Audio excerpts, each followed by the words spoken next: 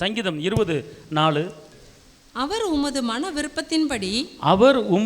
மன விருப்பத்தின்படி உமக்கு தந்தருளி உமக்கு கொடுத்து உமது ஆலோசனைகளை எல்லாம் நிறைவேற்றுவாராக. இப்போ கவனிங்க, நம்ம ஜெபிக்கிறோம், துதிக்கிறோம், ஆராதிக்கிறோம், உங்கள் தேவைகளை கேட்குறீங்க. ஓகே, உங்கள் தேவைகளை கேட்குறீங்க. அப்போ உங்கள் தேவைகளை கேட்கும்போது அதுக்கு முன்னால் இந்த ஒரு வசனத்தில் 2 காரியம் இருக்கிறது. இங்கே இருங்க, எல்லாரும் கவனிக்கணும். கர்த்தருடைய ஆவியினர் உங்களோடு பேசி கொண்டு இருக்கிறார். ஓகே, உங்கள் ஜெபத்துக்கு பதில் வர வேண்டும் என்றால், உங்கள் தேவைகள் சந்திக்கப்பட வேண்டும் என்றால், நீங்கள் மொட்டைக்கட்டியே போய் எதையும் கேட்டக்கூடாது. எனக்கு நான் ஏனதானே போய் கேட்டக்கூடாது. நீங்கள் கேட்கறதுக்கு முன்னால், ஜெபிப்பதுக்கு முன்னால், உன் தேவைகளை கேட்பதுக்கு முன்னால் எப்படி இருக்குன்னு கேட்டால், இந்த ஒரு வசனத்தில் சங்கீதம் 20:4 2 காரியம் சொல்லப்பட்டிருக்கிறது. என்னது? 1 மனதிலே விருப்பம், 2வது ஆலோசனை. அப்படி என்றால் உங்கள் மனதிலே ஒரு விருப்பம் வர வேண்டும். ஒரு விருப்பம், அதாவது விரும்பணும். 2வது நீ அந்த காரியத்தை குறித்து ஒரு ஆலோசனை பண்ணி கொண்டு இருக்க வேண்டும். அல்லேலூயா, அல்லேலூயா, அல்லேலூயா. அப்போனா எந்த காரியத்தை நீ எதிர்பார்த்து கொண்டு இருக்கிறாயோ அந்த காரியம் முடிந்து விட்டது, அடைக்கப்பட்டு விட்டது. அது சீக்கிரம் வரப்போகுது, சீக்கிரம் நான் முடிக்க போகிறேன், சீக்கிரம் இதுலேருந்து ஒரு விடுதலையாக போகிறேன் அப்படிங்கிறத நீ என்ன செய்யணும்? உள்ளத்துக்குள்ள சொல்லுங்கள், விரும்புவேன். இது ஜெபிப்பதுக்கு முன்னாலே நம்முடைய இருதயம் எப்படி இருக்கணும், நம்ம ஆவி ஆத்மா எப்படி இருக்கணும்? உங்கள் மகனை குறித்து, உங்கள் மகளை குறித்து, உங்கள் எதிர்காலத்தை குறித்து, உங்கள் பிள்ளைகளை குறித்து, உங்கள் மகனுக்காக ஜெபித்து கொண்டு இருக்கீங்களா? அந்த மகனும் எப்படி இருக்க வேண்டுங்கிற ஒரு விருப்பத்தை உன் உள்ளத்தில் கொண்டு வர வேண்டும். உன் மகள் எதிர்காலத்தில் எப்படி இருக்க வேண்டும் என்பதை, எப்படி இருக்க வேண்டும் என்று நீ விரும்புகிறாயோ அந்த விருப்பத்தை நீ உள்ளத்தில் கொண்டு வர வேண்டும். ஆண்டவரே, நீங்கள் மகளை நீங்கள் நடத்துங்க, கொள்ளுங்க அப்படிங்கிறது வேற. ஆனால் இவர் என்ன சொல்றாரு? வசனத்தை திருப்பி படிங்க. அவர் மன விருப்பத்தின்படி, அவர் மனது விருப்பத்தின்படி நமக்கு தந்தருளி உமது ஆலோசனைகளை எல்லாம் நிறைவேற்றுவார். உங்களுடைய ஆலோசனைகளை எல்லாவற்றையும் என்ன செய்வேன்? நிறைவேற்றுவேன். அவர் பொய் சொல்ல மனுபுத்தர் நல்ல, சொல்லியும் செய்யாத இருக்கிற தேவன் அல்ல. அவர் சொல்லாகும், அவர் கட்டளையிட என்ன செய்யும்? நிற்கும். அப்படி என்றால் உங்கள் மனது ஏகப்பட்ட பிறந்ததிலிருந்து விவரம் தெரிஞ்ச காலத்திலிருந்து எத்தனையோ காரியங்களை சிந்திக்கிறீங்க, எத்தனையோ காரியங்களை நினைக்கிறீங்க, எத்தனையோ காரியங்களை யோசிக்கிறீங்க, எத்தனையோ காரியங்களை பேசுகிறீங்க. எல்லாமே இது ஒரு டேங் மாதிரி, ஒரு டேங் மாதிரி எல்லாத்தையும் போட போட உள்ளே வாங்கிட்டே இருக்குது. அல்லேலூயா, அல்லேலூயா சொல்லுங்க. ஆமாவா இல்லையா? படிக்கிற காலத்தில் 10th 9th படிக்கிற காலத்தில் பழகுவோம், பேசுவோம். அப்போ ஒரு சில காரியங்கள் நடக்கும், அது உள்ளே கிடக்கும். காலேஜ் படிக்கிற காலத்தில் ஒரு சில காரியங்களை பேசுவோம், நினைப்போம், அது உள்ளே கிடக்கும். கிடக்குமா கிடக்காதா? அல்லேலூயா, ஆமேன். காலேஜ் படிக்கும்போது ஒரு சில பிள்ளைங்க ஜாலியாக லவ் பண்ணுங்க, ஜாலியாக நக்கல் அடிக்குங்க, ஜாலியாக பேசுங்க, அது உள்ளே கிடக்கும். புரியுதா உங்களுக்கு? நல்லா தெரிஞ்சுக்கொள்ளுங்க. இப்படி ஏகப்பட்ட காரியம் உள்ளே கிடக்கும். நான் என்ன சொல்கிறேன், உங்களுக்கு ஜெபத்துக்கு பதில் வேணும் என்றால் எல்லாத்தையும் தூக்கி வெளியே எறிஞ்சிட்டு உங்கள் எதிர்பார்த்து கொண்டு இருக்கிற காரியத்தை, நீங்கள் விரும்புகிற காரியத்தை நீங்கள் என்ன செய்யணும்? இங்கே கொண்டு வரணும். ஆமென் சொல்லுங்கள். இப்போ எக்ஸாம்பிளுக்கு கடன் அடைய வேண்டும். என்னது? கடன் அடைய வேண்டும். அப்படின்னா அந்த கடன் அடைவதற்கு உண்டான ஒரு விருப்பம், சீக்கிரம் நான் கடன் அடைக்க போகிறேன், சீக்கிரம் இந்த பிரச்சனை மாறப்போகுது அப்படின்னு சொல்லி உங்களுக்குள்ள எப்படி மாறும், எப்படி மாறாது, இது முடியாத காரியமே, சாத்தியம் இல்லையே, ஏதாவது ஒன்று விற்றாத்தான் முடியும், இல்லை உன்னை ஏதாச்சும் ஒன்று செஞ்சால் தான் முடியும், அந்த வீட்டை விற்கணும், இந்த இடத்த விற்கணும், அதை விற்றாத்தான் இது நடக்கும் அப்படின்னு சொல்லி நீங்கள் யோசிக்கக்கூடாது. அப்போ எதை யோசிக்கணும், எதை விரும்பணும் அப்படின்னு கேட்டிங்கன்னா, அதிசயங்களே காண பண்ணுவேன், இந்த வசனத்தின்படி என் கடன் அடைய போகுது, இதை விரும்பணும். காற்று வராது, மழையும் வராது, இந்த வசனத்தின்படி என் கடன் அடைக்க போகிறாரு, இதை விரும்பணும். எண்ணெய் சட்டியில் எண்ணெயை உற்பத்தி பண்ணி அந்த எண்ணெயை விற்று கடன் அடைக்க உதவி செஞ்சவர் எனக்கும் செய்வார், இதை நீ உள்ளத்தில் விரும்பணும். வரி கட்டுறதுக்கு பணம் இல்லை அப்படின்னா மீனை வாயில் பணத்தை வர வச்சு வரி கட்ட உதவி செஞ்சவர், இதே போல் இந்த சமயத்துக்கு கேட்டபடி, இந்த காலத்துக்கு கேட்டபடி ஏதாவது வழியில் கடன் அடைக்க கருத்தை உதவிச்சுவார். அப்படிங்கிற இப்படிப்பட்ட விருப்பங்களை உள்ளத்தில் நீங்கள் கொண்டு வர வேண்டும். இப்படிப்பட்ட விருப்பம் நீங்கள் விரும்பணும். இது கடன் பிரச்சனை அடைவதற்கு உண்டான விருப்பம். அடுத்து திருமண காரியம், மகளுடைய திருமண காரியம், மகனுடைய திருமண காரியம், அல்லது எதிர்காலத்தில் மகனுக்கு ஒரு நல்ல வேலை கிடைக்கல, அப்போ அந்த வேலையை குறித்து இந்த வேலையை எதிர்பார்த்துக்கிட்டு இருக்கு, இந்த வேலையில் இருக்கணும், இந்த வேலைக்கு மகன் இந்த வேலைக்கு மகன் போகணும், இந்த வேலையில் மகன் நிலைச்சிருக்கணும், இந்த இவ்வளோ சம்பளம் வாங்கணும் அப்படின்னு சொல்லி உன் உள்ளத்துக்குள்ள விரும்பணும். வரும்போது வரட்டும், கிடைக்கும்போது கிடைக்கட்டும், ஆண்டவர் சித்தம் அப்படி அல்ல. சித்தம் மட்டும் சுத்தமாகும், அப்படி தான் சொல்கிறாரு. நான் எனக்கு சித்தம் இல்லைன்னு சொல்லலை, நீ சுகமாகும்படி எனக்கு சித்தம் இருக்கிறது, நீ நல்லா வாழணும்னு சித்தம் இருக்கிறது, மலை மேல இருக்கிற பட்டணம்ல உயர்ந்திருக்கணும் சித்தம் இருக்கிறது, எனக்கு சித்தம் உண்டு உன்னை சுத்தமாக்குறதுக்கு, எனக்கு சித்தம் உண்டு உன்னை ஆஸ்வதிக்கிறதுக்கு, எனக்கு சித்தம் உண்டு உன்னை பலப்படுத்துவதற்கு, எனக்கு சித்தம் உண்டு உன்னை உயர்த்துவதற்கு. சித்தம் இல்லை, கர்த்தர் சித்தம் இல்லை நீ சொல்லாத, சித்தம் இருக்கு. ஆனால் நீ செய்ய வேண்டிய ஒரு காரியம் என்ன? உன் மகனை குறித்து, உன் மகளை குறித்து, எதிர்காலத்தை குறித்து, வேலையை குறித்து, வியாபாரத்தை குறித்து, தொழிலை குறித்து உள்ளத்துக்குள்ளே நீ என்ன செய்ய வேண்டும்? ஒரு விருப்பத்தை என்ன செய்யணும்?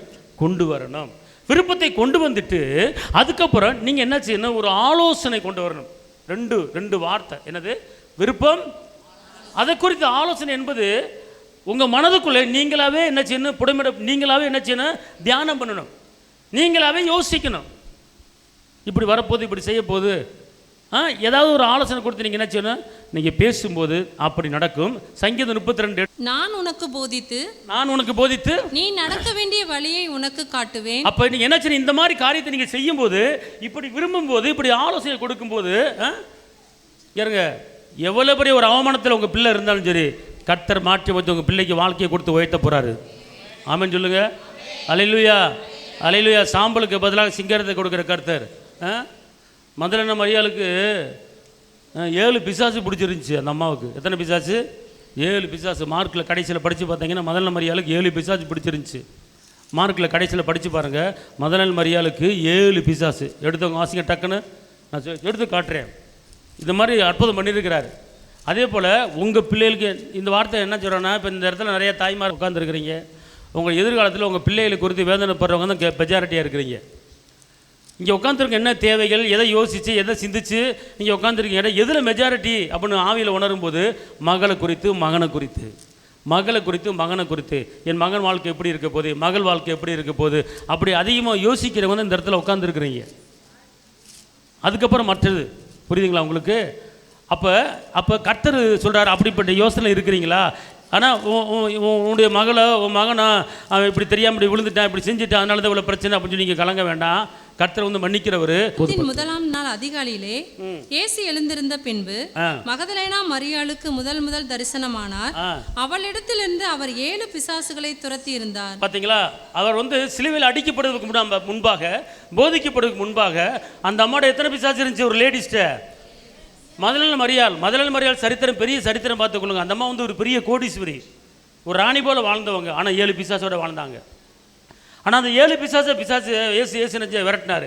அதை விரட்டின பிற்பாடு அந்த மதலன மரியாள் தான் உலகத்தை, தான் வாழ்க்கையை, தான் குடும்பத்தை எல்லாத்தையும் உதறி தள்ளிட்டு, இயேசு தான் எனக்கு வாழ்வு, இயேசு தான் எனக்கு வழின்னு சொல்லி ஒப்படைச்சு வாழ்ந்தவங்க தான் மதலன மரியாள். அதனால தான் இயேசு மரித்து அடக்கம் பண்ண போட்டு 3ஆம் நாளில் அந்த அம்மா தைலத்தை வாங்கிட்டு, விலையுயர்ந்த தைலத்தை எடுத்துகிட்டு விட்டு முடியாமல் இருட்டோடு அந்த அம்மா என்ன செஞ்சிச்சு? கல்லறைக்கு வந்துச்சு. அந்த அம்மா பியூர் பரிசுத்த வாட்டி நினைக்கிறீங்களா? 7 பிசாசு பிடிச்சிருந்த அந்த அம்மாவுக்கு தான் இயேசு தன்னுடைய முகத்தை என்ன செஞ்சார்? காட்டினார். இயேசு அன்புள்ள தெய்வம். இதை ஏன் சொல்ல வர்றேன் அப்படின்னு கேட்டிங்கன்னா, ஒரு குற்றத்தை நினச்சி இப்படி இந்த குற்றத்தை நிமித்தமாக எனக்கு இந்த பிரச்சனையோ, இந்த தவறை நினச்சி இந்த தவறு நிமித்தமாக எனக்கு இந்த பிரச்சனையோ இல்லை. நீங்கள் மன்னிப்பு கேட்டுட்டா மன்னிக்கிற தெய்வம். அதனால் கர்த்தர் வந்து நல்லா தெரிஞ்சுக்கொள்ளுங்க. 7 பிசாசை விரட்டின அந்த அம்மாவுக்கு தான் ஏச பார்த்தா முகத்தை காட்டினார். அவர் முகத்தை பார்த்தாலே போதும், ஒன்றுமே தேவையில்லை, எல்லாம் வந்துடும். ஆமேன், அல்லேலூயா. அதனால தான் கர்த்தர் சொல்கிறார், பார்த்துக்கொள்ளுங்க. வாசிங்க 24:6, நீதிமொழி 24:6. நல் யோசனை செய்து யுத்தம் பண்ணு, ஆலோசனைக்காரர் அநேகரால் ஜெயம் கிடைக்கும். பாருங்க, இங்கே இருங்க, நல்லா தெரிஞ்சுக்கொள்ளுங்க. நீங்கள் யுத்தம் பண்ணுறது அப்படின்னு என்ன அர்த்தம்னு கேட்டிங்கன்னா, போராடுவது. நீ யுத்தம் பண்ணும்போது நல் யோசனை செய்து யுத்தம் பண்ணு. அநேகர் ஆலோசனையால் என்ன கிடைக்கும்?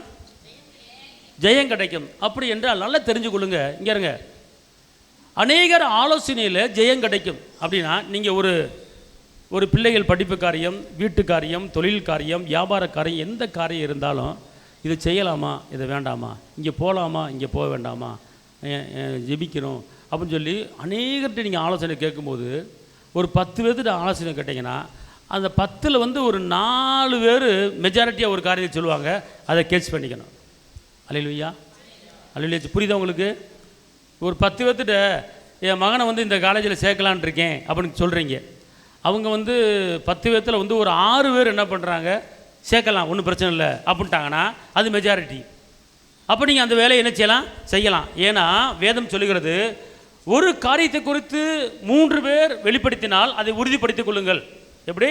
ஒரு காரியத்தை குறித்து பைபிள் இருக்கிறத சொல்கிறேன், ஒரு காரியத்தை குறித்து 3 பேர் வெளிப்படுத்தினால் அதை உறுதிப்படுத்திக் கொள்ளுங்கள். இதான் ஆலோசனை. கர்த்தர் நடக்க வேண்டிய வழியை என்ன செய்வார், காட்டுவார். புரியுதா உங்களுக்கு? நல்ல யோசனை செய்து ஆலோசனை பண்ணுங்க. எந்த ஒரு காரியமே, அது எந்த ஒரு காரியமாக இருக்கலாம், படிப்பு காரியமாக இருக்கலாம், தொழில் காரியமாக இருக்கலாம், நீங்கள் ஒரு ஆளாக நினச்சி ஒரு ஆளாக சிந்திச்சு உங்கள் சொந்த சுய புத்தியில் எந்த ஒரு காரியத்தையும் நீங்கள் செய்யக்கூடாது. எந்த ஒரு வீடு கட்டுற காரியமாக இருக்கலாம், இடம் வாங்குற காரியம் எல்லாத்தையும் செய்யணும். இப்போ டக்குன்னு ஒரு இடம் விலைக்கு சீப்பாக வருது அப்புறம் டக்குன்னு நீங்கள் வாங்கிடக்கூடாது. வீடு கட்டுறதுக்கு இடம் சீப்பாக கிடைக்குன்னு சொல்லி இடம் வாங்கிடக்கூடாது. இவ்வளோ சீப்பாக கிடைக்கிது, ஏன் கிடைக்கிது, எது கிடைக்குன்னு நீங்கள் 4 பேர்த்திட்ட ஆலோசனை கேட்கணும். இப்போ இந்த ஏரியாவில் ஏன் வீடு வந்திருக்கு அப்படின்னு கேட்டிங்கன்னா, ஒன்று, தண்ணி வந்து ரொம்ப உப்பு தண்ணி கிடையாது. ஒன்று. 2வது, இங்கே அஸ்திவாரம் போட்டிங்கன்னா 6 அடியில் என்ன வந்துடுது, பாறை வந்துடுது. இந்த ஏரியாவில் 6 அடியில் பாறை வந்துடுது. அப்போ என்ன செய்றாங்க, ஏன் அப்படி 6 அடியில் பாறை வந்தனா, இப்போ வந்து ஒரு சில இடங்களில் கரம்ப மண், இப்போ அந்த கரம்ப மண் ஒரு சில இடங்கள் இருக்கும். அந்த கரம்ப மண் இருக்கிற இடத்த வாங்கினீங்கன்னா, அங்கே வீடு கட்டினீங்கன்னா அங்கே 6 அடியில் அஸ்திவாரம் போட முடியாது. அது நீங்கள் 10 அடி தோண்டினா தான் அஸ்திவாரம் போட முடியும். ஏன்னா ஃபுல்லாக மண். அந்த நீங்கள் 6 அடியில் அஸ்திவாரம் போட்டிங்கன்னா அந்த வீடு என்ன செய்யும், இடிஞ்சு விழுந்துடும், இதாயிரும். அப்போ அஸ்திவாரம் பலம் இருக்காது.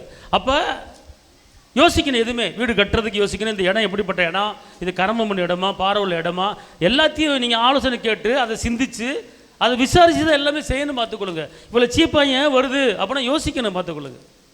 யோசிக்கணும். இப்போ சில இதில் பார்க்குறீங்க, உங்களுக்கு இந்த ரேட்டில் இவ்வளோ கொடுக்குறோம், எவ்வளோ விளம்பரம் வருது. அது ஏன் கொடுக்குறாங்க அப்படின்னு பார்த்தா அது ஒரு சில டேமேஜ் இருக்கும், ஒரு சில அடி இருக்கும், அதனால சீப்பாக கொடுக்குறாங்க. எல்லாத்தையும் நீங்கள் என்ன செய்யணும், ஆலோசனை கேட்கணும்னு பார்த்துக்கொள்ளுங்க.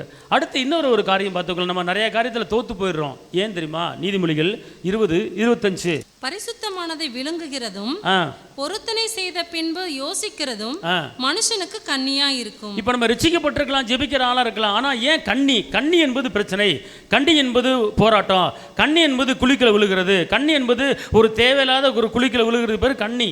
அப்போ ஒரு மனிதனுக்கு கண்ணி ஏன் வருது அப்படின்னு கேட்டிங்கன்னா, ஒரு காரியத்தை பொருத்தனை பண்ணுறது, நான் செய்வேன், நான் கொடுக்குறேன், பொருத்தனை பண்ணிடுறது, அப்புறமேட்டு சொல்லிவிட்டு அப்புறம் யோசனை பண்ணுறீங்க தெரியுமா? அப்படி யோசனை பண்ணும்போது உங்களுக்கு வேறு பிரச்சனை வருகிறது. இந்த வசனத்தை நல்லா புரிஞ்சு கொள்ளுங்க, வாசிங்க. பரிசுத்தமானதை விழுங்குகிறதும் பொருத்தனை செய்த பின்பு யோசிக்கிறதும் மனுஷனுக்கு கண்ணியா இருக்கும். அதாவது இங்கே நல்லா தெரிஞ்சுக்கொள்ளுங்க. நீங்கள் ஆலயத்துக்கு ஊழியத்துக்கு ஒரு காரியம் செய்ய போகிறேன், நான் தசமாக கரெக்டாக கொடுக்க போகிறேன், நான் கரெக்டாக காணிக்க கொடுக்க போகிறேன் அப்படின்னு நீங்கள் பொருத்தனை பண்ணிட்டீங்கன்னா அதை கரெக்டாக செஞ்சிடணும். அப்படி செய்யாமல் விட்டிங்கன்னா உங்களுக்கு பாடுகள் பிரச்சனை வரும். அல்லது உங்கள் குடும்பத்தில் ஒரு சொந்தக்காரங்களுக்கு ஒரு கல்யாணத்துக்கு, எனக்கு அடுத்த 2 மாதத்தில் பிள்ளை கல்யாணம் வச்சுருக்கிறேன், உங்களால் முடிஞ்ச ஒரு 50,000 கொடுங்கம்மா, அப்புறம் திருப்பி தந்துடுறேன் அப்படின்னு சொல்லுவாங்க. அப்போ நீங்கள் என்ன செய்யணும், நான் கண்டிப்பாக தந்துடுறேன், நீங்கள் ஒன்றும் கவலைப்படாதீங்க அப்படின்னு சொல்லுவீங்க. ஆனால் அந்த நேரத்தில் உங்களுக்கு கொடுக்க முடியாது. அப்போ கொடுக்க முடியாமல் போகும்போது அவங்க வைத்தறிச்சப்படுவாங்க. அந்த நேரத்தில் கொடுக்காம போகும்போது உங்களுக்கு என்ன வரும் தெரியுமா? கண்ணி வந்துடும், உங்களுக்கு பிரச்சனை வந்துடும். பிரச்சனை எப்படி வருது பாருங்கள், போராட்டம் எப்படி வருது பாருங்க. போராட்டம் வந்து சும்மா வராது, அதுக்கு ஒரு காரணம் இருக்கும். என்ன செய்யுதுன்னா, நீ ஒரு ஆளுக்கு தர்றேன், கொடுக்குறேன், என்ன நம்பு அப்படின்னு சொல்லிவிட்டு நீங்கள் கொடுக்காம விட்டுட்டீங்கன்னா அவன் வைத்திருச்சப்படும் போது உங்களுக்கு என்ன வந்துடும், கண்ணி வந்துடும், உங்களுக்கு போராட்டம் வந்துடும். அதுக்கு எப்படி சொல்லணும், அதான் பேதுருல சொல்லப்பட்டிருக்கு, கர்த்தருக்கு சித்தமானால், பேதுருல எப்படி போட்டிருக்கு, கர்த்தருக்கு சித்தமானால் நான் தர்றேன், என்னை நம்பாதீங்க. அந்த நேரத்தில் எனக்கு சூழ்நிலை எப்படின்னு தெரியாது, முழுசாக நம்பாதீங்க. உங்கள் பிள்ளை கல்யாணத்துக்கு நான் ஜெபிச்சுக்கிறேன், உங்கள் பிள்ளை நல்லா இருக்கும். அந்த நேரத்தில் என் சூழ்நிலை எப்படியோ பார்த்து கிடச்சா தர்றேன், ஆனால் முழுசாக நம்புறாங்க, கர்த்தருக்கு சித்தமானா தர்றேன் அப்படிங்கிற வார்த்தையை பேசிட்டிங்கன்னா உங்களுக்கு ஒரு கண்ணி வராது. ஆனால் தருவேன், கண்டிப்பாக தருவேன், கவலையே படாதீங்க, கண்டிப்பாக இந்த இடத்துல கொடுப்பேன்னு சொல்லி ப்ராமிஸ் பண்ணிவிட்டு பொருத்தனை பண்ணிவிட்டு அப்புறம் கொடுக்காம விட்டுட்டிங்கன்னா உங்களுக்கு பிரச்சனை வரும், கண்ணி வந்துடும். புரியுதுங்களா? அப்போ பிரச்சனை வர்றதுக்கு உண்டான ரீசன், காரணம். அப்போ இதெல்லாம் நம்ம என்ன செய்யணும், கவனிக்கணும், பார்த்துக்கொள்ளுங்க. கவனித்து பேசுங்க, கவனித்து வாக்கு பண்ணுங்க. மனுஷர் பேசி வீணான வார்த்தைகளுக்கு கணக்கு ஒப்புவிக்க வேண்டி இருக்கிறது. ஒரு காரியத்தை நீங்கள் சொந்தக்காரன் மத்தியில் அண்ணன் தம்பி மத்தியில் பேசுறதில்ல, கொடுக்கறதில்ல, ரொம்ப கவனமாக பேசுங்க. கவனமாக பேசும்போது கரெக்டாக இருக்கும். நீங்கள் பாட்டு வாக்கு பண்ணிடுறாங்க. வார்த்தைங்கிறது ரொம்ப முக்கியம். ஜீவன் உள்ளது, உயிர் உள்ளது. ப்ராமிஸ் பண்ணாதீங்க, உடன்படிக்கை பண்ணாதீங்க. நான் தருவேன் அப்படின்னா உடன்படிக்கை பண்ணுறதுக்கு அர்த்தம். உடன்படிக்கை பண்ணிட்டீங்கன்னா தவறு. ஆனால் உடன்படிக்கை பண்ணிட்டீங்கன்னா செய்யணும். செய்யாமல் விட்டீங்கன்னா உங்கள் குடும்பத்தில் பிரச்சனை வந்துடும், உங்களுக்கு கண்ணி வந்துடும், நெருக்கம் வந்துடும், பாடு வந்துடும். அப்போ கர்த்தர் சித்தம் அப்படின்னா உங்களுக்கு ஒன்றுமே வராது, தப்பிச்சிட்டிங்க. புரியுதுங்களா? பேதுருல போட்டிருக்கு, நான் இந்த காரியத்தை தருவேன்னு சொல்ல மாட்டேன், கர்த்தர் சித்தமானா செய்வேன்னு சொல்லி பேதுருலுக்கு அந்த வசனம் இருக்கு. நீதிமொழிகள் 15:22. ஆலோசனை இல்லாமையால் எண்ணங்கள் சித்தியாமற் போம், ஆலோசனைக்காரர் அநேகர் இருந்தால் அவைகள் உறுதிப்படும். இப்ப பாருங்க எப்படி போட்டிருக்கு, இங்க இருங்க, திருப்பி சொல்லுங்க. ஆலோசனை இல்லாமையால் எண்ணங்கள் சித்தியாமற் போம், ஆலோசனைக்காரர் அநேகர் இருந்தால் அவைகள் உறுதிப்படும். ஆலோசனைக்காரர் அநேகர் இருந்து என்ன செய்யும்? உறுதிப்படும். பார்த்துக்கொள்ளுங்க. இப்போ ஒரு இடத்துல ஒரு மாப்பிள்ளை பார்க்குறோம், பொண்ணு பார்க்குறோம் அப்படின்னா என்கிட்ட சொல்லுவாங்க, நான் போய் ஜெபம் பண்ணுவேன், ஜெபம் பண்ணிட்டு போய் 10 இடத்த விசாரிப்பேன், எல்லாம் செஞ்சு தான் ஒரு காரியத்தில் இறங்குற. பார்த்துக்கொள்ளுங்க. ஆலோசனை இல்லாமல் எந்த ஒரு காரியத்தை என்ன செய்யக்கூடாது, தொட்டத்து தொடர்ந்து என்ன செய்ய போயிடக்கூடாது. அல்லேலூயா. அதனால தான் அங்கே இறங்களேன், நீங்கள் எதை பேசினாலும் நன்மை உண்டாகிற காரியத்தை மட்டும்தான் அடுத்தவங்கள்ட்ட பேசணும். அடுத்தவங்கள்ட்ட மனது வேதனைப்படி எதுவும் பேசவே கூடாது. ப்ராமிஸ் பண்ண கூட உடன்படிக்க கூடாது. ஏன் அப்படின்னு சொல்கிறீங்கன்னா, நீங்கள் சொல்லுகிற வார்த்தை ஒரு டைமில் வேலை செய்யும். நீங்கள் சொல்லுகிற வார்த்தை நல்லதாக இருந்தால் வேலை செய்யும், அது கெட்டதாக இருந்தால் அதுவும் உங்களுக்கு கெட்டதை கொண்டு வரும். நல்லா தெரிஞ்சு கொள்ளுங்க, நல்லா புரிஞ்சு கொள்ளுங்க. அதனால் தேவன் ஒரு பெரிய காரியத்தை உங்களுக்கு செய்யணும் அப்படின்னா, ஒருத்தர் இருக்கார், ஒரு ஒரு ஊழியம் மன்ற ஒருத்தர் இருக்கார், தரகர், கல்யாணம் பண்ணி பார்க்குறார். அவர் எப்படியா கல்யாணம் முடிக்குன்னு சொல்லி பொய்யை புரட்ட சொல்லி கல்யாணம் முடிச்சு எத்தனையோ குடும்பத்தில் பிரச்சனை வந்துருச்சு. உண்மையை சொல்லணும், இதான் இப்படி இதான் அப்படி, உண்மையை சொல்கிறதில்ல. கடைசியில் என்னாச்சுன்னா, அவர் அந்த பொய்யை சொல்லி அவர் சம்பாதிக்கிறதுக்கு வழியை பண்ணி கடைசியில் அவன் மகளுக்கு கல்யாணம் முடிக்கும் போது அதே பிரச்சனை வந்துருச்சு. அதே பிரச்சனை வந்துருச்சு. சம்பாதிச்சு என்ன செய்ய, தன் மக வாழ்க்கையில் ஃபெயிலியரு. நம்ம இங்கே இருங்க, நம்ம ஒரு தப்பு பண்ணுறோம், அடுத்தவங்களுக்கு துரோகம் பண்ணுறோம், அடுத்தவங்க மனது புண்படியை பேசுகிறேன்னு வச்சுக்கொள்ளுங்களேன், இது அப்படியே நிற்கும். பார்த்துக்கொள்ளுங்க. இது என்ன செய்யும் தெரியுமா, நம்முடைய சந்ததியை பாதிக்கும். புலம்புல போட்டிருக்கிறது, எங்கள் முன்னோர்கள் பாவம் செஞ்சு மடிஞ்சு போயிட்டாங்க, அந்த பாவத்தை நாங்கள் சுமக்கிறோம் அப்படின்னு சொல்லப்பட்டிருக்கு. 1000 தலைமுறைக்கு இறக்கம் செய்கிறவர் 3ஆம் 4ஆம் தலைமுறை வரைக்கும், ஒரு தலைமுறை 100 வயசு, 2வது தலைமுறை 100 வயசு, 3வது 3 வயசு. அப்போ இன்றைக்கி தாய் தந்தை பண்ணுகிற ஒரு சின்ன தவறுகள் அது பிள்ளைகளை சாடுது. அதனால தான், அதாவது இங்கே இருங்களேன், வார்த்தையிலே சாபம். நீங்கள் அடுத்தவங்களை நீங்கள் சபிச்சிங்கன்னு வச்சுக்கொள்ளுங்களேன், அது நமக்கு பார்த்துக்கொள்ளுங்க.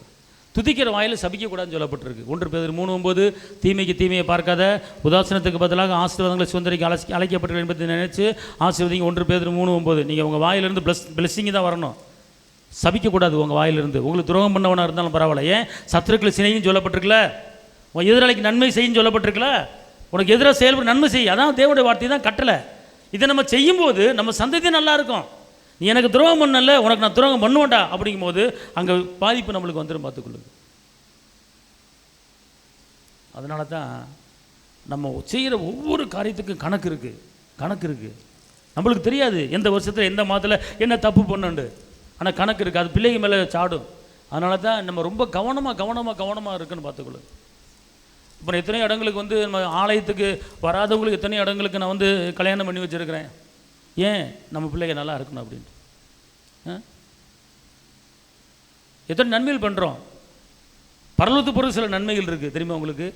அவனவன் தக்க கிரியை அவனோடு கூட பரலோகத்து வருகிறது. கதை சொல்லியிருக்காருல்ல, வெள்ளாடு செம்மறியாடு கதை சொல்லியிருக்காருல்ல. வெள்ளாடை பார்த்து என்ன சொல்கிறாரு சொல்லுங்க பாப்பா? வெள்ளாடை பார்த்து என்ன சொல்கிறாரு? வெள்ளாடை பார்த்து நரகத்துக்கு போக சொல்கிறாரா, பரலோகத்துக்கு போக சொல்கிறாரா? செம்மறியாடை பார்த்து எங்கே போக சொல்கிறாரு? பரலோகத்துக்கு போக சொல்கிறாரு. ஏன் வெள்ளாடு செம்மறியாடுன்னு சொல்கிறாரு? வெள்ளாடு தன்மை என்ன, செம்மறியாடு தன்மை என்ன? வெள்ளாடு குணாதிசயம் என்ன, செம்மறியாடு குணாதிசயம் என்ன தெரியுங்க? செம்மறியாடு கீழ் படிஞ்சிட்டு தலையை குனிஞ்சிட்டு போகும். ஆனால் வெள்ளாடு இங்கிட்டு பார்த்தோன்னா அங்கிட்டு போகும், அங்கிட்டு பார்த்தோன்னா அங்கே கீழ்படியில். அதனால் என்ன சொல்லிட்டார் அவர்? நீ கீழ்படியில் நரகத்து போ அப்படிங்கிறார். அப்போ செம்மறியாடு இது விசுவாசிகளை குறிக்குது. வெள்ளாடு விசுவாசி. அப்போ செம்மறியாடை பார்த்து ஏசப்பா சொல்கிறாரு, மக்கா நீங்கள் பரலோகத்துக்கு போங்க மக்கா அப்படிங்கிறாரு. செம்மறி ஆடு கேட்குது. செம்மறி ஆடை ஆண்டவரே அவங்கள நடந்து போச்சு சொல்லிட்டீங்க, எங்களை மட்டும் பரவலது போச்சு, என்ன ஆண்டவரே அப்படின்னு கேட்கும்போது பதில் கேட்குறாங்க. அவங்க அந்த நேரத்தில் கேட்குறாங்க. அப்போ ஆண்டவர் சொல்கிறாரு, நான் பசியாக இருந்தேன், எனக்கு போஜனம் கொடுத்தீர், நான் காவலில் இருந்தேன், வந்து பார்த்தீர், காவலில் இருந்தேன், பார்க்க வந்தீங்க, தண்ணி இல்லாமல் இருந்தேன், தண்ணி குடிச்சிங்க. அப்படி சொல்கிறாரு. அதுக்கு அவங்க கேட்குறாங்க, ஆண்டவரே நீங்கள் எங்கே ஆண்டவரை வந்தீங்க, நீங்கள் வரவே இல்லையா ஆண்டவரே அப்படின்னு அவங்க கேட்குறாங்க. அதுக்கு அப்பா என்ன சொல்கிறாரு, இந்த பூமியில் நீங்கள் உயிரோடு வாழும்போது இச்சிறியரில் யாருக்கு செஞ்சீங்களோ அது எனக்கே செஞ்சீங்க. கைத்தறி அப்பாவுக்கு மகிமை செலுத்துங்க. இப்போ புரியுதா? இங்கே இருங்க, நீங்கள் ஒரு ஆளுக்கு தாகம் இருக்கும்போது ஒரு டம்ளர் தண்ணி குடிச்சுன்னு வச்சுக்கொள்ளுங்க, உங்களுக்கு பரலத்துக்கு தகுதி ஒரு டிக்கு போட்டுருவார். ஒரு ஆள் முடியாமல் அவதிப்பட்டுக்கிட்டு காய்ச்சலாக படுத்து கிடக்காங்க, 3 நாள் படுத்து கிடக்காங்க, நீ கண்டும் காணாமல் போனேன்னா உனக்கு நரகத்துக்கு ஒரு பக்கம் டிக்கி போட்டுருவார். ஹலோ, இதெல்லாம் சத்தியம். இதெல்லாம் சும்மா பரலத்துக்கு போகணும்னா இதெல்லாம் செய்யணும். நீங்கள் ஒரு ஆள் உங்கள் கண்ணு முடியாமல் படுத்து கிடக்கா, அவங்களுக்கு ரொட்டி துண்டு அல்லது ஒரு தண்ணி, ஏக்கா பரவாயில்ல, இல்லை ஒன்றும் வாங்கி கொடுக்க முடியா, ஏக்கா உங்களுக்கா ஜெபிக்கிறேன், பார்த்துக்கு வேறு என்ன வேணுமாக்கா, ஒரு 4 வார்த்தை ஆறுதல் சொல்லும்போது உங்களுக்கு பரலத்துக்கு ஒரு டிக்கு போட்டுருவார். ஓ இந்த பிள்ளையா, ரைட், அல்லையா? ஒருத்தன் காவலில் இருக்கிறானா, ஜெயிலிருந்து வந்திருக்கானா ஒருத்தன், தம்பி தெரியாமல் போயிட்ட தம்பி, இனிமேல் போக தம்பி, அவர் ஆலோசனை கொடுத்து அவனுக்கு செய்ய வேண்டிய செஞ்சேன்னா உனக்கு பரலத்துக்கு ஒரு டிக்கு போட்டுருவார். இதுதான் பரலத்துக்கு போகிறதுக்கு உண்டான தகுதி. எனக்கு நானும் செத்தேன், சாப்பிட்டேன், தூங்குனேன் இது இல்லை. கிரியை நடக்கணும் உங்கள் வாழ்க்கையில். கிரியை என்ன செய்யணும்? நடக்கணும். அதனால தான் நான் நிறைய கிரியை செஞ்சுக்கிட்டு இருக்கேன். ஆனால் சொல்லலை விரும்பலை, சரிங்களா? கிரியை நிறைய பண்ணுறேன். ஏன், ஒரு பக்கம் ஊழியம் பண்ணாலும், ஒரு பக்கம் குடும்பத்தை நடத்தினாலும், ஒரு பக்கம் உங்களுக்கு ஆலோசனை கொடுத்தாலும், இன்னொரு பக்கம் சில கிரியைகள் பண்ணி கொண்டு இருக்கிறேன். ஏன்னு கேட்டால் ஒரு பக்கம் அங்கே கொஞ்சம் எனக்கு சேவிங் பண்ணிக்கிட்டே இருக்கிறேன். புரியுதா? அல்லேலூயா சொல்லுங்க. இது வந்து முதல் போடாத ஒரு பரலோகத்துக்கு டிக்கெட் எடுக்கிறது. ஆமாவா இல்லையா? அல்லேலூயா, அல்லேலூயா, அல்லேலூயா. அதனால் யாராச்சும் உங்கள் அக்கம் பக்கத்தில் யாரும் முடியாமல் படுத்துக்கிட்டாங்கன்னா, ஏக்கா என்னக்கா முடியலையாக்கா, அவங்க எந்த கிறிஸ்தவங்களாக இருக்காங்களோ இல்லையா, யாராக இருந்தாலும் சரி, அவங்க பக்கத்து வீட்டில் போய் பார்த்து ஒரு 4 வார்த்தை ஆறுதல் வார்த்தை, ஏக்கா டீ வேணுமாக்கா, காப்பி வேணுமாக்கா, ஒரு சின்ன ஜெபம் பண்ணுறக்கா, காய்ச்சல் இருக்கா அப்படின்னு சொல்லி ஒரு ஆறுதல் வார்த்தை பேசுனீங்கன்னா உங்களுக்கு பரலோகத்தில் ஒரு 10 மார்க்கு. இப்படி மார்க்கை ஏற்றிட்டே போகணும். அடுத்து உங்களுக்கு சொந்தக்காரன் நாத்தனா முடியாமல் கிடக்கும், நாத்தனாவா சாகட்டும், செத்து தொலையட்டும் நாத்தனா அப்படி இருக்கக்கூடாது. நாத்தனாவை ஃபோன் போட்டு, எம்மா என்னம்மா முடியலையம்மா, ஐயோ உனக்கு நான் எவ்வளோ தப்பாக பேசிட்டேன், மன்னிச்சுக்கதாயி, ஆண்டவர் உன்னை ஆசீர்வதிப்பார், நான் ஜெபிச்சுக்கிறேன், என்னால் வர முடியல, அடுத்த வாரம் வர்றேம்மா, கவலைப்படாதீங்கம்மா அப்படின்னா இன்னொரு 20 மார்க்கு. நாத்தனாக்கு போய் நீங்கள் ஜெபம் பண்ணிங்கன்னா 20 மார்க்கு, பக்கத்து வீட்டுக்கு போய் ஜெபம் பண்ணிங்கன்னா 10 மார்க்கு, அத்தைக்கு போய் ஜெபம் பண்ணிங்கன்னா 50 மார்க்கு, அத்தைக்கு போய் ஜெபம் பண்ணிங்கன்னா 50 மார்க்கு. அப்போ மார்க்கு நீங்கள் கூட்டிக்கிட்டே இருக்கணும். புரியுதோ புரியலையோ? அல்லேலூயா, அல்லேலூயா, அல்லேலூயா சொல்லுங்க. 3ஆவது வீட்டில் அத்தை இருப்பாங்க, அத்தை போட்டு அதுக்கப்புறம் வெளியே வரேன், உனக்கு மைனஸ் வந்துக்கிட்டு இருக்கும், ப்ளஸ் வராது. ஜாக்கிரதை, ஜாக்கிரதை. மார்க் ஏற்றிட்டே போகணும்.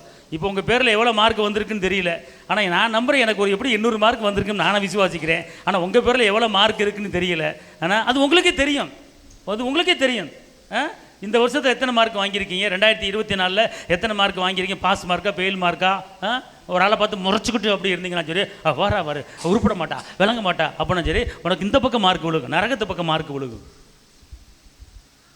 ஹலோ, இதெல்லாம் வந்து பரலோகத்துக்கு டிக்கெட். இயேசுடைய வருகை ரொம்ப பக்கத்தில் வந்துருச்சு. நான் பரலோகத்தில் பொக்கிஷம் சேர்த்து வைங்க, அங்கே பூச்சி அடிக்காது. ஆமென் சொல்லுங்க. அல்லேலூயா. ஏசாயா 28:29. இதுவும் சேனைகளின் கர்த்தராலே உண்டாகிறது, அவர் ஆலோசனையில் ஆச்சரியமானவர், செயலில் மகத்துவமானவர். அல்லேலூயா. அப்போ ஆலோசனையில் மகத்துவமானவர். அப்போ நீங்கள் என்ன செய்யணும், எந்த ஒரு காரியத்தை நீங்கள் செஞ்சாலும் அப்பாட்ட கேட்கணும், ஏசப்பாட்ட கேட்கணும். ஏன்னா ஆலோசனையில் மகத்துவமானவர். அப்புறம் என்ன போட்டிருக்கு? ஆலோசனையில் ஆச்சரியமானவர், ஆச்சரியமானவர், செயலில் மகத்துவமானவர். செயல்ல ரொம்ப மகத்துவமா செய்வார். நீங்க அவர்கிட்ட ஆலோசனை கேட்டீங்கன்னா உங்க செயல்பாடு ரொம்ப பெருசாக இருக்க போகுது. ஆமென் சொல்லுங்க. அல்லேலூயா. கவனம். சங்கீதம் 25. நாங்கள் உமது ரட்சிப்பினால் மகிழ்ந்து எங்கள் தேவனுடைய நாமத்திலே கொடியேற்றுவோம். உமது வேண்டுதல்களை எல்லாம் கர்த்தர் நிறைவேற்றுவாராக. இப்ப கவனிங்க, இந்த வசனத்துல திருப்பி வாசிங்கமா இந்த வசனத்தை. நாங்கள் உமது ரட்சிப்பினால் மகிழ்ந்து. இப்ப நல்லா கவனிங்க, இந்த வசனத்துக்குரிய விளக்கத்தை நான் கொடுக்குறேன். அதாவது ரட்சிப்பினால் மகிழ்ந்து அப்படி என்றால் நீங்க ரட்சிப்பு அடைஞ்சிருக்கிறேன் அப்படிங்கிறதுல ஒரு மகிழ்ச்சி உங்களுக்கு இருக்கணும். நான் விடுதலையாக்கப்பட்டிருக்கிறேன் என்பதில் மகிழ்ச்சி உங்களுக்கு இருக்கணும். என் பாவங்கள் மன்னிக்கப்பட்டிருக்கிற மகிழ்ச்சி உங்களுக்கு இருக்கணும். நான் ரட்சிக்கப்பட்டுட்டேன், நான் மீட்கப்பட்டுட்டேன், இயேசுவின் பிள்ளையை மாறிட்டேன் அப்படிங்கிற நான் பூமிக்கு உரியவன் அல்ல, நான் பரலோகத்துக்குரியவன் என்பதில் அதில் ஒரு மகிழ்ச்சி. உனக்கு சொத்து சுகம் வீடு வாசம் வந்துருச்சு, அதில் மகிழ்ச்சி அடைதல் பெரிய காரியம் கிடையாது. நீ மீட்கப்பட்டிருக்கிறாய், நீ ஞானஸ்நானம் எடுத்திருக்கிறாய், ஜலத்தில் பிறந்திருக்கிறாய், ஆவியில் பிறந்திருக்கிறாய், ரட்சிக்கப்பட்டிருக்கிறாய், மீட்பு அடைஞ்சிருக்கிறாய், பாவத்தில் மன்னிப்பு பெற்றிருக்கிறாய். அதை குறித்து அதை நினைச்சு உங்களுக்குள்ள ஒரு மகிழ்ச்சி என்ன செய்யணும், வரணும். அப்படின்னா நான் பூமிக்குரியவன் அல்ல பரலோகத்துக்குரியவன் என்பதை ஒரு மகிழ்ச்சி உங்களுக்கு முதல் வரணும். ஆமென் சொல்லுங்க. இப்போ ரட்சிக்கப்பட்டவங்க நல்லே சொல்லுங்க. ரட்சிக்கப்படுறது குறித்து என்ன செய்யணும்? ரட்சிப்பு அடைஞ்சது குறித்து என்ன செய்யணும்? மூஞ்சி தொங்க போட்டுக்கிட்டு இருக்கணுமா? மகிழ்ச்சியா இருக்கணும். எல்லாம் பக்கத்தில் கையை பிடிச்சி சொல்லு, நீ ரட்சிப்பு அடைஞ்சிட்ட சந்தோஷமா இரு. ரட்சிப்பு அடைஞ்சிட்ட சந்தோஷமா இரு. சும்மா அழுகாத. இயேசுவின் பிள்ளையை மாறிட்ட, இயேசு உனக்குள்ள இருக்கிறாரு, கலகலன்னு இருக்கணும், சந்தோஷமா இரு. அல்லேலூயா, மகிழ்ச்சி. Okay, next. எங்கள் தேவனுடைய நாமத்திலே கொடியேற்று. நீங்க மகிழ்ச்சியா இருந்துட்டு அந்த கொடிக்கு மேல எத்தனையோ ஆயிரக்கணக்கான வான மண்டலத்துக்கு மேல பிதா அங்க வீற்றிருக்கிறாரு. அவரை பார்த்து நீங்க என்ன செய்யணும்? அவரை பார்த்து கனப்படுத்தணும், துதிக்கணும், ஸ்தோத்திரிக்கணும், நன்றி சொல்லணும். அடுத்து மூணாவது, உமது வேண்டுதல்களை எல்லாம் கர்த்தர் நிறைவேற்றுவாராக. இப்ப என்ன அடுத்து மூணாவது என்ன செய்யணும்? வேண்டுதல்களை நிறைவேற்றுவார். அப்ப நீ செய்ய வேண்டிய காரியம் என்னன்னு கேட்டா, நீ அழுதுகிட்டு ஒப்பாரி வச்சுக்கிட்டு கொடியேற்றக்கூடாது. நான் மீட்பு அடைஞ்சிட்டேன், நான் ரட்சிப்பு அடைஞ்சிட்டேன், அப்பா பிதாவை கூப்பிடப்படுகிற புத்திர சிவகிரத்தின் ஆவியை கொடுத்திருக்கிறாரு, அழிஞ்சு போகிற வித்தில் பிறக்கல, அழிய வித்தாய் ஜீவ வசனத்தில் மறுபடியும் நான் பிறந்திருக்கிறேன் அப்படிங்கிற அந்த ரட்சிப்பினுடைய அந்த சந்தோஷம் நமக்குள்ள வரணும். நான் இன்னார் பிள்ளை, இது கோடீஸ்வரர் வீட்டு பிள்ளை எப்படி சந்தோஷமா இருக்கு, ஒரு லட்சாதி வீட்டு பிள்ளை எப்படி சந்தோஷமா இருக்கு. அப்ப இந்த சந்தோஷத்தை காட்டிலும் நீங்கள் நானும் சந்தோஷமா இருக்கணும். காரணம், நம்ம பூமிக்கு உரியவர்ல பரலோகத்திற்கு பிள்ளை, அப்பாவுக்கு பிள்ளையா மாறி இருக்கிறோம். அப்ப அதை குறித்து நீங்க சந்தோஷப்படணும். அதை குறித்து சந்தோஷப்பட்டுட்டு அவரை கனப்படுத்தணும், அவரை உயர்த்தணும், மேலே பார்க்கணும். அதுக்கப்புறம் என்ன செய்யணும்? விண்ணப்பத்தை வைக்க வேண்டும். ஆமென் சொல்லுங்க. அல்லேலூயா. கடைசி ஒரு வசனம், எரேமியா 28:6. ஆமென். கர்த்தர் அப்படியே செய்வாராக. கர்த்தருடைய ஆலயத்தின் பனிமூட்டுகளையும் சிறைப்பட்டு போன அனைவரையும் பாபிலோனில் இருந்து திரும்பி வர பண்ணுவார் என்று நீ தீர்க்க தரிசனமாக சொன்ன உன் வார்த்தைகளை கர்த்தர் நிறைவேற்றுவாராக. நீ தீர்க்க தரிசனமான சொன்ன வார்த்தைகளை கர்த்தர் நிறைவேற்றுவார். இங்க ரட்சிக்கப்பட்ட அனுபவம் என்னன்னு கேட்டீங்கன்னா, நீங்கள் ஜெபிக்கும் போது, நீங்கள் கர்த்தர் சமூகத்தில் உட்காந்து ஜெபிக்கும் போது, வீட்டுக்குள்ளே ஜெபிக்கும் போது, தனியாரையில் ஜெபிக்கும் போது, நீங்கள் ஜெபிச்சுக்கிட்டே இருக்கும்போது, துதிக்கும் போது உங்களுக்கு ஒரு சில வார்த்தைகள் வரும், ஒரு ரேமா வார்த்தை வரும். அந்த ரேமா வார்த்தை தான் உங்களுக்கு கர்த்தர் பேசுகிற தீர்க்க தரிசன வார்த்தை. இப்போ நல்லா கவனிங்க, நான் முடிக்கிறேன். சரிங்களா? இப்போ நான் ஜெபிக்கிறேன். உங்களுக்கு ஜெபிக்கும் போது என்ன அறியாமல் ஒரு வார்த்தை வரும். அந்த வார்த்தை வந்துருச்சுன்னா அதை பிடிச்சிக்கிட்டு கர்த்தர் செய்ய போறான்னு நம்பும்போது, விசுவாசிக்கும் போது, இந்த வசனத்தின்படி, அதாவது கடைசி வரி வாசிமா, கடைசி வரி, நீ தீர்க்க தரிசனமாக சொன்ன உன் வார்த்தைகளை கர்த்தர் நிறைவேற்றுவாராக. அல்லேலூயா. இப்போ நான் ஜெபிக்க போறேன். எல்லாம் அப்படியே எந்திரிச்சில்லுங்க பாப்போம். இப்போ உங்களுக்கு நான் ஜெபிக்கும் போது ஒரு சில வார்த்தை வரும். இங்கே இருக்கிற எல்லாத்துக்கும் அந்த வார்த்தையை கர்த்தர் உங்களுக்கு நிறைவேற்ற போறார். ஆமென். அல்லேலூயா. தகப்பனே, உம்மை துதிக்கிறேன். ஆண்டவரே, நிற்கிற ஒவ்வொரு தேவ பிள்ளையும் மேலே உம்முடைய மகிமை இறங்கட்டும்.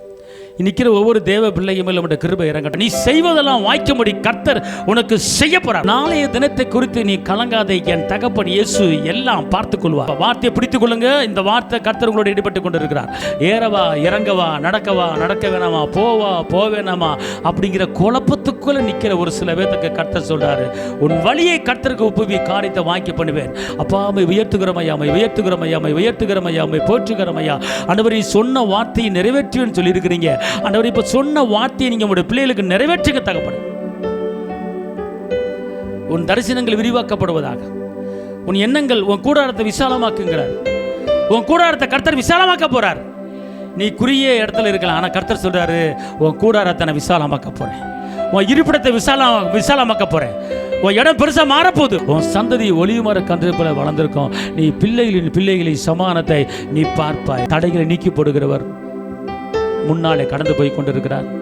உன் கோணலை அவர் செவையாக மாற்றுகிறார். தகப்பனே, தந்தையே, இப்போ சொல்லப்பட்ட இந்த தீர்க்க தரிசன வார்த்தை உங்களுடைய பிள்ளைய வாழ்க்கையில் நிறைவேறுவதாக. வந்திருக்கிற ஒவ்வொரு மேலும் உங்களுடைய மகிமை, உங்களுடைய வல்லமை, உங்களுடைய பலன், உங்களுடைய கிருபை, உங்களுடைய சுகம், உங்களுடைய அபிஷேகம் இந்த பிள்ளைய மேலே இறங்கட்டும். யாரும் தோத்து போன வாழ்க்கை வாழக்கூடாது. எலும்பு எலும்பு சீயோனே உன் வல்லமையை தரித்துக்கொள் என்று சொல்வதற்கு நன்றி.